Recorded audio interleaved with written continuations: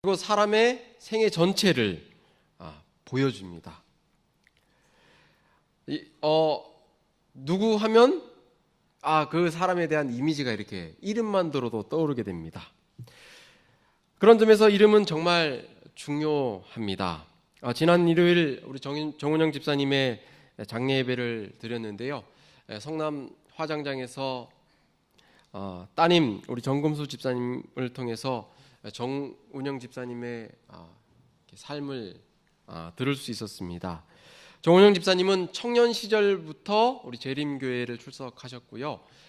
과천교회에 출석하셨는데 과천교회가 사정이 있어서 이렇게 문을 닫게 되고 인덕원 교회를 이렇게 새로 개척해야 되는 그런 상황에서 정운영 집사님께서 이 인덕원 교회를 건축하는 그 일을 하시고 또 인덕원 교회에서 안교장 그리고 안교 교사 그리고 이렇게 설교도 하셨다는 이야기를 들었습니다. 정운영 집사님의 믿음이 우리 윤조자 집사님과 자녀들의 신앙으로 이어진다는 것을 또 알게 되었습니다.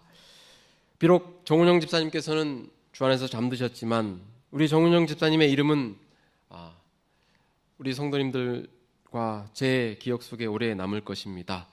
그리고 우리 정금옥 집사님, 정금수 집사님 그리고 우리 자녀분들에게도 우리 정운영 집사님의 신앙이 이어지게 될 것입니다. 제가 서울로 고등학교를 입학했을 때의 일입니다. 제가 시골에 살았는데 기숙사 생활을 하기 위해서 기숙사에 이제 갔는데요. 제가 1학년 때 2학년인 1년 선배가 저보고 너가 김호경이냐? 이렇게 물어보시더라고요.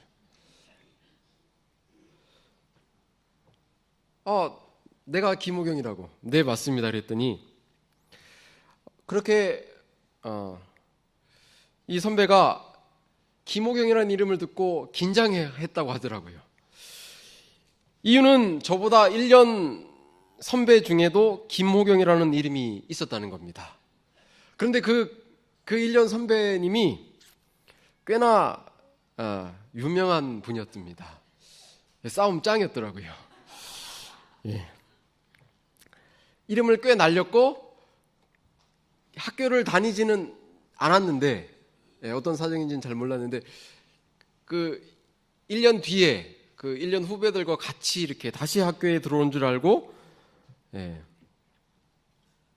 그 고등학생들 학생들 언어로 쫄았다고 그러더라고요. 제 이름의 한자는 클호의 경사경입니다. 이름은 되게 좋죠. 큰 경사. 뭐가 경사인가 생각을 해봤는데 제가 하나님을 믿는 가정에서 태어난 것이 큰 경사가 아닐까. 그리고 하나님을 증거할 수 있는 종이 된 것이 큰 경사가 아닌가라는 생각을 해보게 됩니다. 이름의 뜻만큼 중요한 게 있는데 이름에 합당하게 그리고 열심히 사는가 하는 것입니다. 예수님께서 다시 오실 때 이름을 불러주신다면 얼마나 기쁠까요? 여기 계신 우리 모두가 예수님께서 다시 오실 때에 우리의 이름이 불려지게 되길 소망합니다. 사도행전 6장과 7장에는 좋은 이름을 가졌고 그 이름에 걸맞는 삶을 살았던 사람이 나옵니다. 그는 스데반입니다. 오늘 이 시간 스데반의 생애를 살펴보면서 저와 여러분도 이름값 하는 사람, 이름을 빛내는 삶이 되시길 바랍니다. 초대교회, 그럼 스데반이 어떻게 이 성경에 등장하게 되었을까요? 초대교회 시대에는 하나님을 슬프게 하는 일이 일어났습니다. 사도행전 6장 1절에 보면 헬라파 유대인들이 자기의 과부들이 매일 구제에 빠짐으로 히브리파 사람을 원망하게 되었습니다. 차별을 두었다는 것이죠.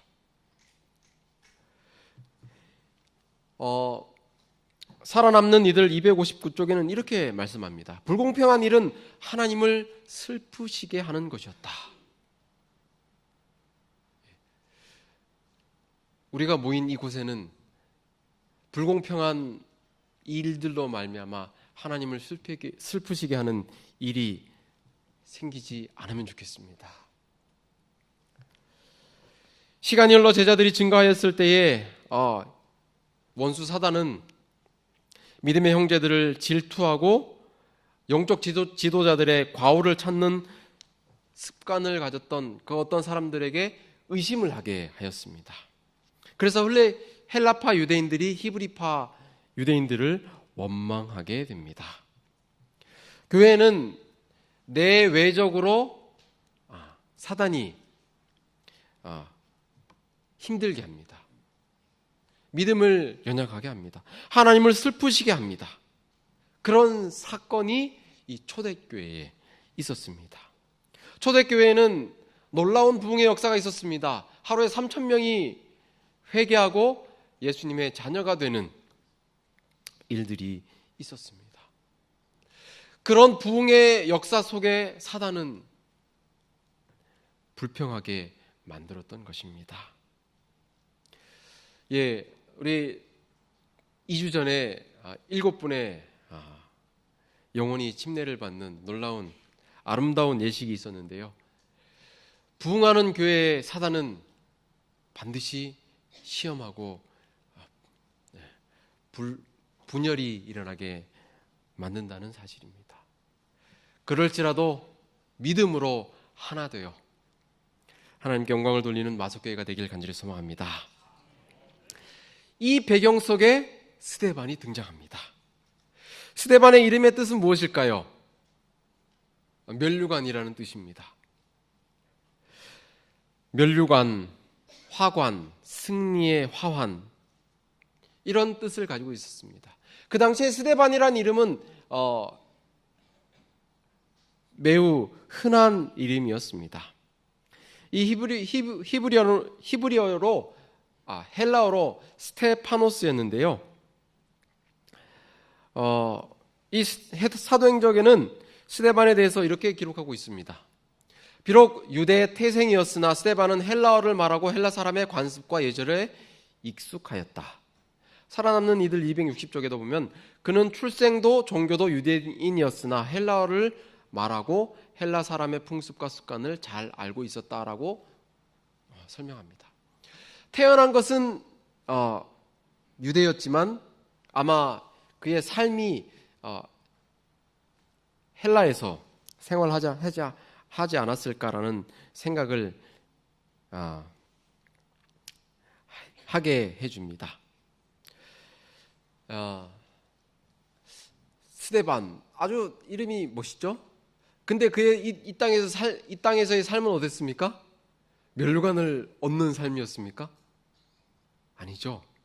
그의 삶은 돌에 맞아서 처참하게 죽는 삶이었습니다.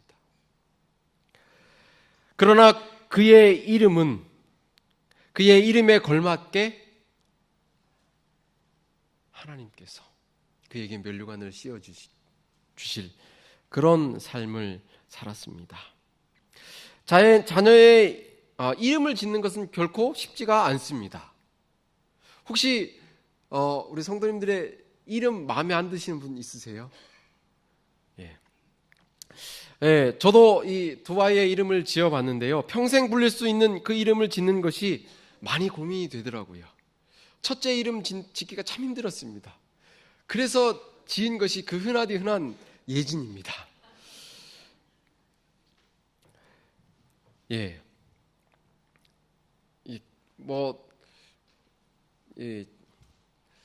이름을 여러 가지 우여곡절 끝에 지었는데요.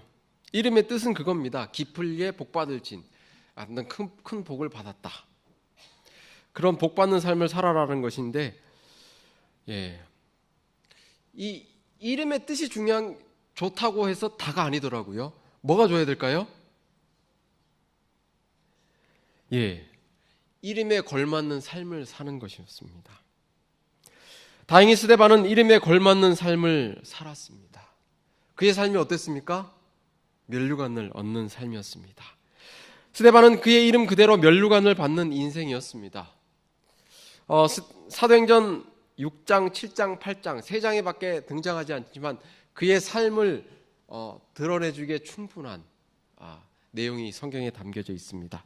먼저 사도행전 6장 5절에 보면 온 무리가 이 말을 기뻐하여 믿음과 성령이 충만한 사람 스데반과 다른 7 집사를 선출하는 장면이 나옵니다. 또 6장 8절에 보면 스데반이 은혜와 권능이 충만했다라고 기록합니다. 6장 15절에는 공회 중에 앉은 사람들이 다 스데반을 주목하여 보니 그의 얼굴이 천사의 얼굴과 같았다라고 기록합니다. 우리 옆에 계신 분들 한번 쳐다보시기 바랍니다. 예, 옆에 계신 분은 천사입니다. 천사라고 생각하고 천사를 얼굴을 바라보시기 바랍니다. 네. 예, 우리 박남장들이 막 꾹꾹 이렇게 하시는데요. 스데반에 이게 그 스데반이 모였을 때에 온 회중의 시선이 스데반에게 쏠려 있었습니다. 그때의 스데반의 얼굴은 천사의 얼굴처럼 평온했고 빛이 났다는 것입니다. 7장 55절에 보면 스데반이 성령 충만하여 하늘을 우러러 주목하여 보았다라고 기록합니다. 스데반의 삶은 아름다웠습니다. 믿음과 성령, 은혜와 권능이 충만했습니다. 천사의 얼굴과도 같았고 하늘 궁전에 계신 하나님과 예수님을 바라보기까지 했습니다. 그런 이 스데반은 최초의 그리스도인 순교자였습니다. 저는 순교에 대해서 좀 이렇게 두렵고 무서운 생각을 했습니다. 그래서 믿음이 약해서 이 환난이 있기 전에 잠재워 주시면 좋겠다라는 생각을 했었습니다. 그런데 순교가 그리스도인의 아름다운 모습이라는 사실을 깨달았습니다. 제가 재림연수원에 갔을 때 박성화 목사님께서 하신 말씀이 저를 순교에 대한 생각을 바꿔 놓았습니다. 우리 종교 암흑 시대에 한때와 두때와 반때 그 기간에 많은 우리 믿음의 선조들이 목숨을 바쳐서 예수님의 이름을 드높이고 증거했습니다. 그런데 그 분들이 또한 순교를 당하는 이후의 분들에게도 하나님께서는 큰 은혜를 주셔서 고통을 이기게 해 주실 것이라는 사실을 알게 되었습니다. 뿐만 아니라 순교를 통해 하나님은 큰 일을 행하십니다. 2000년의 기독교 역사를 한번 되돌아보시기 바랍니다. 순교의 역사가 빠지면 기독교가 이렇게 전 세계에 퍼질 수 있었을까 하는 생각을 하게 해줍니다. 이 한국 기독교의 역사는 매우 짧습니다. 그런데 이 한국 기독교의 성장은 매우 급속도로 빠를 수 있었습니다. 그 비결 중에 하나가 핍박과 순교가 아니었을까라는 생각을 하게 해줍니다. 그 예를 들어서 한국보다 2배나 더 빨리 복음이 들어간 태국은 한국처럼 그렇게 기독교가 성장하지 못했음을 알 수 있습니다. 순교는 영광스러운 것입니다. 만약 순교를 하게 된다면 하나님께서 넉넉하게 감당할 수 있게 도와주실 것입니다. 우리는 한 번 태어나잖아요. 그 한 번 태어나는 삶, 한 번 죽는 인생, 하나님을 위해서 죽는다면 얼마나 값지고 보람된 생애일까요? 하나님을 위해서 고난과 핍박과 죽음을 당하는 것, 두려워하지 않게 되시길 바랍니다.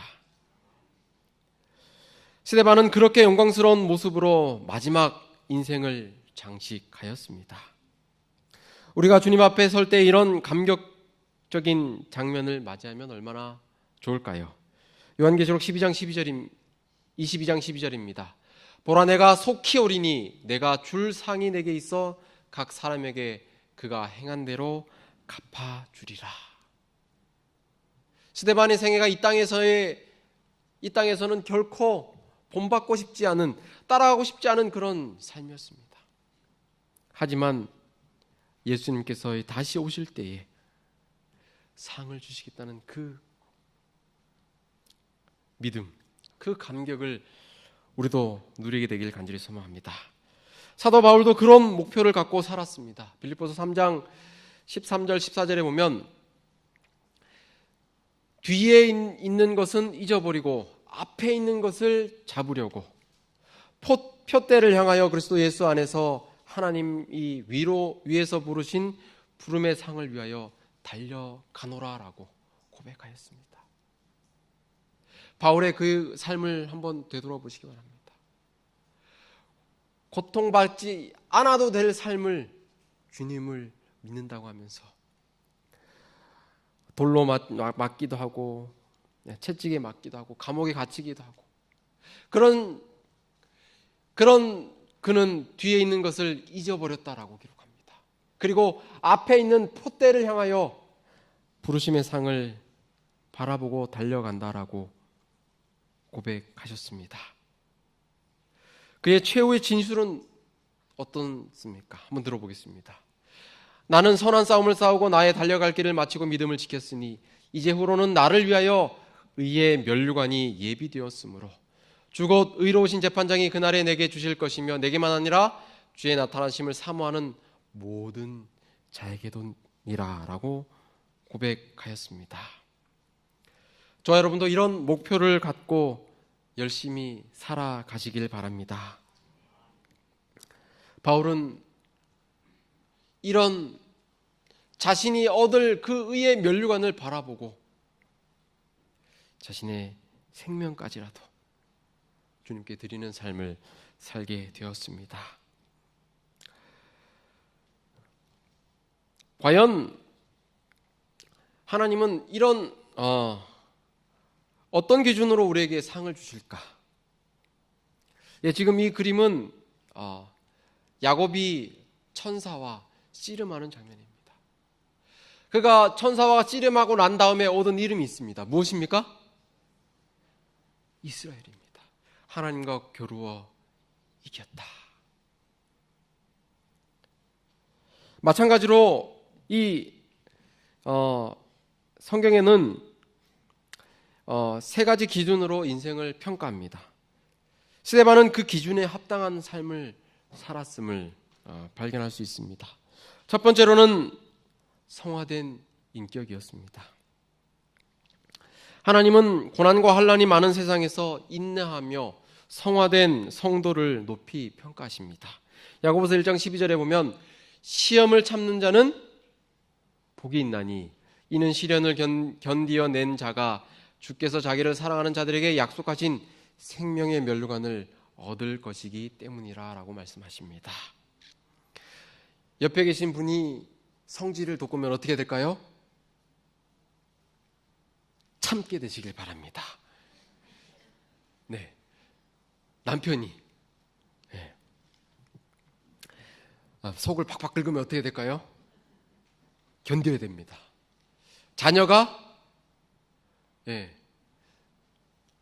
자녀가 이 부모의 기대를 만족시키지 못하면 어떻게 될까요? 기다려줘야 합니다. 생각해보면 그렇죠. 나도 그랬으니까요. 나도 부모님의 기대를 다 채우지 못했으니까요. 우리가 믿음으로 구원받지만 그 이후에는 예수님을 닮아가야 합니다. 스데반의 삶이 이런 삶이었습니다. 은혜와 권능이 충만했고 믿음과 성령이 충만한 삶이었습니다. 우리를 이 땅에 남겨두신 이유, 우리를 먼저 부르신 이유가 그것입니다. 우리를 통해서 우리가 이 땅에서 하늘에 가기에 올바른 그런 인격으로 변화되시기를 주님은 기다리고 계십니다. 스데반은 얼마나 아름다운 인격의 모습을 드러냈습니까? 그가 공회에서 설교할 때에 많은 사람들이 울그락부르락하고 그를 공격할 때 그는 천사의 얼굴과 같았습니다. 그리고 흥분해서 그를 끌고 성 밖으로 나가서 돌로 쳤지만 그는 어떻게 했습니까? 사도행전 7장 59절 60절에 보면 주 예수여 내 영혼을 받으시옵소서, 그리고 무릎을 꿇고 주여 이 죄를 그들에게 돌리지 마옵소서 하고 그의 생을 마감하게 됩니다. 이는 천사의 모습을 넘어서 예수님의 모습과 같습니다.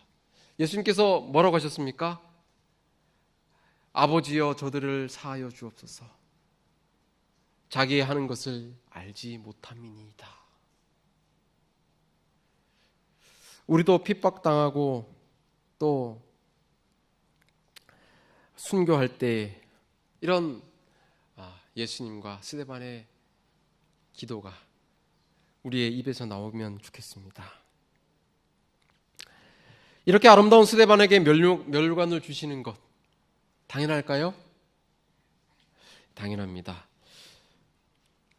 두 번째로 스데반은 사랑의 실천을 하였습니다. 하나님은 우리가 사랑을 받는 대로 실천하기를 소망하십니다. 그래서 뭐라고 하셨을까요? 뭐라고 하셨죠?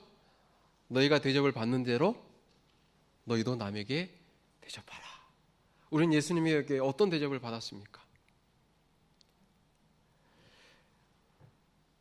하나님은 조건을 초월해서 사랑하셨습니다. 그래서 독자 예수님을 이 땅에 보내주셨습니다. 우리는 그 사랑을 받고 이웃에게 실천해야 합니다. 마태복음 10장 42절에서는 이렇게 말씀하셨습니다. 함께 읽을까요? 시작. 또 누구든지 제자의 이름으로 이 작은 자 중 하나에게 냉수 한 그릇이라도 주는 자는 내가 진실로 너희에게 이르노니 그 사람이 결단코 상을 잃지 아니하리라 하시니라. 스데반은 이런 사랑을 위해서 자신의 생애를 바친 사람이었습니다. 비록 짧은 생이었지만 그는 교회를 위해, 성도들을 위해 자신을 드린 사람입니다. 이런 스데반에게 하나님께서 이런 면류관을 주시지 않으시겠습니까? 세 번째로 스데반은 복음을 증거한 사람이었습니다. 그는 복음을 증거하고 양육한 성도들을 바울은 자랑의 면류관이라고 불렀습니다. 데살로니가전서 2장 19절에서는 우리의 소망이나 기쁨이나 자랑의 면류관이 무엇이냐? 너희는 우리의 영광이요 기쁨이다라고 고백하였습니다. 예, 여기 우리 7월 7일에 침례 받으신 우리 7분이 계십니다. 예, 고개를 끄덕이신 우리 지영순 우리 성도님, 그리고 김만식 성도님 계시는데요. 예, 우리 조선자 박영철 우리 성도님도 계시고요. 또 누구 받으셨죠? 네. 우리 박지만 형제가 오늘 못 나왔네요. 네. 이 분들이 침례를 받기까지 우리 성도님들의 기도와 또 사랑과 헌신과 봉사가 있었습니다. 이분들을 인도하신 우리 집사님, 장로님, 우리 성도님, 이분들이 자랑의 면류관이라는 사실입니다. 스데반에게도 이런 자랑의 면류관이 있었습니다. 그는 집사로서의 직분을 감당했을 뿐 아니라 그의 삶이 늘 봉사하고 예수 그리스도를 전하는 삶을 살았다는 것입니다. 스데반은 살아서 많은 사람에게 복음을 전했습니다. 그런데 그가 순교한 후 더 많은 사람들에게 복음이 전파되는 그런 하나의 씨앗이 되었다는 것입니다. 먼저 사울의 변화로 사울이 바울로 변화되는 삶을 살았습니다. 바울의 이름의 뜻이 뭔지 아십니까? 혹시 아는 분 계세요? 바울의 이름의 뜻이 뭘까? 네, 맞습니다. 작은 자입니다. 예. 왜 그 사울 이렇게 소망, 희망 이런 뜻에서 바울 작은 자로 변했을까? 사울의 삶이 참 대단했죠? 그렇죠? 예. 결혼도 안 한 그 젊은 나이에 그 사내들인 회원이 되었고요. 예. 뭐 가말리엘에서 문화에서 공부했고 흠이 없는 유대인이었습니다.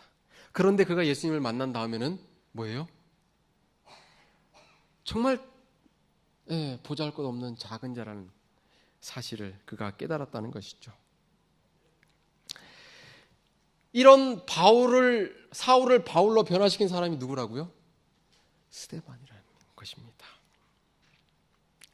사도행전 101쪽은 이렇게 기록합니다. 빨간색 글씨를 읽겠습니다. 스데반의 순교를 목도한 모든 사람들은 깊은 감명을 받았다. 파란색이요. 그것은 그의 기억에서 순교자의 신앙과 지조 그리고 그의 용모에 머물러 있었던 영광을 지울 수 없었던 사울의 양심을 일깨우는 결과를 가져왔다.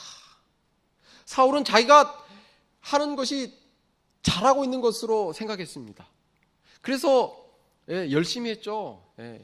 예수 그리스도를 믿는 그리스도인들을 잡아다가 처단하고 감옥에 가두고. 그런데 스데반이 죽는 그 광경을 보고 사울은 그의 마음속에 뭔가 이것은 잘못되었다라는 생각을 떠올리게 했다는 사실입니다. 이 스데반의 순교로 말미암아 복음이 널리 확산되었습니다.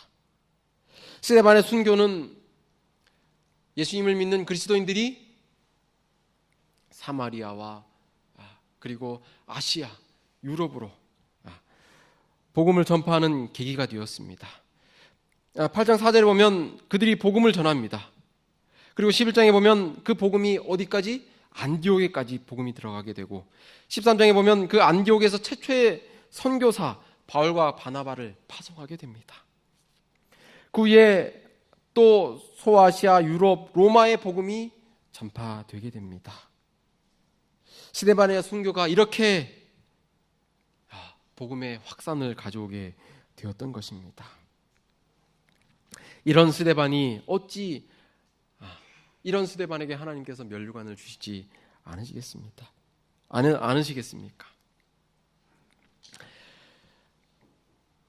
우리도 스데반처럼 살고 싶지 않습니까?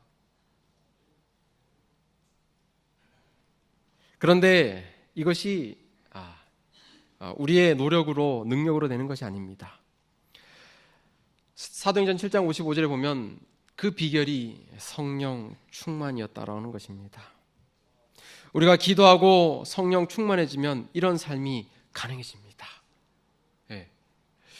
지금 우리 어린이들이 20명 넘게 왔는데요. 그게 그냥 됐을까요? 아닙니다. 여러분들의 성도님들의 기도 덕분입니다. 그리고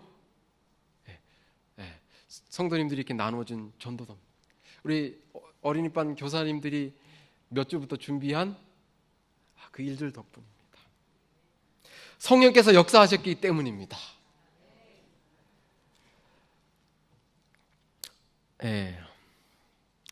우리에게도 이런 성령이 충만할 때 이런 일이 일어날 수 있다는 사실입니다. 매일 매순간 저와 여러분의 삶 가운데 성령이 충만한 삶을 통해서 스데반과 같은 그런 면류관을 얻는 매일의 생애가 되기를 간절히 소망합니다. 우리에게도 많은 좋은 이름들이 있습니다. 그리스도인, 그리스도의 사람, 그리고 성도, 하나님의 자녀, 하나님의 백성, 하나님의 종, 여러 가지 이름이 우리에게 주어졌습니다. 또한 직분도 있습니다. 장로님, 집사님, 교사님, 그리고 정말 대단한 목자님. 예, 정말 존경합니다. 이런 이름들이 우리에게 주어졌습니다. 이름에 합당한 삶을 살기 위해서 기도하면서 매일 아침 기도로 하루를 시작하시는 저와 여러분들이 되시길 간절히 소망합니다.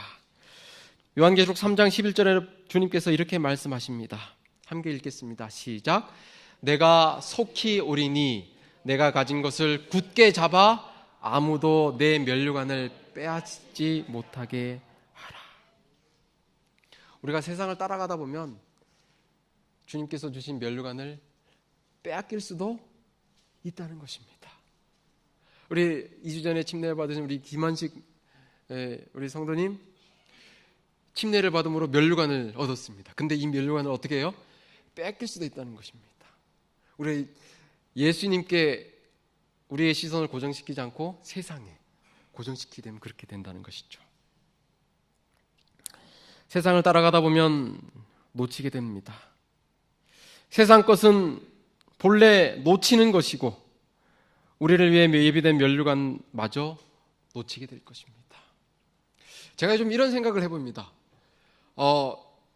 비싼 아파트 갖고 있으면 뭘 내야 돼요? 보유세를 내야 됩니다. 보유세. 재산세, 보유세를 내야 된다고 합니다. 근데 그 얘기 들어보니까 그 잠실에 아파트 갖고 있는 젊은 사람에게 보유세가 400만 원인가? 많이 갖고 있으면 많이 갖고 있는 만큼 뭘 내야 돼요? 세금을 내야 됩니다. 없으면 어때요? 안 내도 됩니다. 네. 뭐 오늘 교과 시간에도 그런 얘기를 했는데요. 뭐 가지지 않은 것 좀 불편하긴 하지만 뭐 그래도 그렇게 안 내도 되니까 또 감사하다는 생각을 해보게 됐습니다. 여러분 가진 것이 없다고 불평하지 마시기 바랍니다. 똑같습니다. 뭐 사람이 생을 마치면 어때요? 그 다 가져가는 건 아닙니다. 그런데 우리가 간직해야 될 것이 있습니다. 그게 뭐라고요? 생명의 면류관입니다. 이것만큼은 우리가 꼭 붙잡게 되시기를 간절히 소망합니다. 신대륙을 발견한 사람이 있습니다. 누구죠? 콜럼버스. 그 콜럼버스의 그 앞에 이름이 크리스토퍼 콜럼버스인데요. 크리스토퍼라는 이름은 그리스도를 마음에 간직한 사람이라는 뜻이 있다고 합니다. 그런데 이 콜럼버스가 자신의 인생을 살펴보니 자기는 그리스도를 마음에 모신 삶이 아니라 황금을 마음에 품고 살았다는 것을 그가 깨닫습니다. 그리고 그는 눈물로 회개하고 부모님이 지어준 이름에 걸맞게 살겠다고 결심을 합니다. 그리고 그는 새로운 삶을 살게 됩니다. 그리고 그는 그리스도를 나타내는 삶을 살았습니다. 그가 마침내 이제 죽음에 다다랐을 때에 이렇게 이야기했다고 합니다. 나는 지난 14년 동안만 크리스토퍼 콜럼버스였다. 그 기간이 내 인생 중 가장 행복하고 보람된 시기였다. 성도 여러분, 이 세상은 다 사라집니다. 사라지는 것을 추구하지 마시기 바랍니다. 영원한 것을 추구하시기 바랍니다. 스데반처럼 천국을 소망하며